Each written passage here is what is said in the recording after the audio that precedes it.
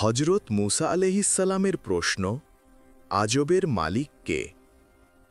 একদিন হজরত মুসা আলাইহিসসালাম আল্লাহর সঙ্গে কথোপকথনে বললেন, ইয়া আল্লাহ, মানুষ তো অনেক কিছু দেখে বিশ্বাস করে, কিন্তু অদেখা জিনিসের মালিক কাকে বলা হয়? আল্লাহ তাআলা ইলহামের মাধ্যমে উত্তর দিলেন, হে মুসা, যা তুমি দেখো আর যা তুমি দেখো না, সব কিছুর একমাত্র মালিক আমি।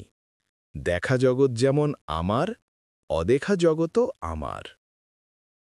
মুসা আলাইহিসসালাম আবার বিনয়ের সাথে বললেন, হে পালনকর্তা, মানুষ তো শুধু হাতে পাওয়া দুনিয়ার মালিকানা বোঝে, তারা কিভাবে বুঝবে যে অদেখা নিয়ন্ত্রণও তোমার হাতে?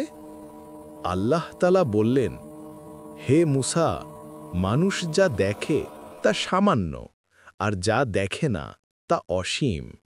সাগরের পানির ফোঁটা তারা দেখে, কিন্তু সেই ফোঁটাগুলোর হিসাবও শুধু আমার জানা। তারপর আল্লাহ তাআলা মুসা আলাইহিসসালামকে একটি শিক্ষা দিলেন।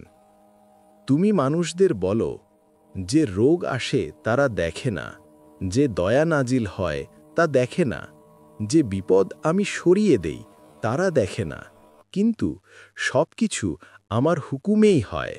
তাই বলো, অদেখা জগতের মালিক আল্লাহই একমাত্র মালিক। মুসা আলাইহিসসালাম এই বার্তা নিয়ে বনী ইসরাইলের কাছে ফিরে এলেন। তিনি মানুষকে বললেন, তোমরা যে বিপদে পড়তে পারতে, যে শত্রু তোমাদের আঘাত করতে পারত, যে দোয়া কবুল হয়ে তোমরা বেঁচে গেলে, এসব অদেখা নিয়ন্ত্রণের মালিক আল্লাহ। মানুষ বিস্মিত হয়ে বলল, তাহলে তো আমরা খুবই অসহায়। মুসা আলাইহিসসালাম হাসলেন এবং বললেন, হ্যাঁ, তোমরা অসহায়, কিন্তু যার হাতে তোমাদের নিয়ন্ত্রণ তিনি আল্লাহ, সবচেয়ে দয়ালু। যদি তার উপর ভরসা করো, তবে ভয় কিসের? এখানে শিক্ষা হল, মানুষের জ্ঞান সীমিত, আল্লাহর জ্ঞান সীমাহীন। দুনিয়ার দৃশ্যমান জগৎ যেমন আল্লাহর, অদৃশ্য গায়েবের মালিকও আল্লাহ। আমরা অনেক বিপদ দেখি না, কিন্তু আল্লাহ তা দূর করে দেন।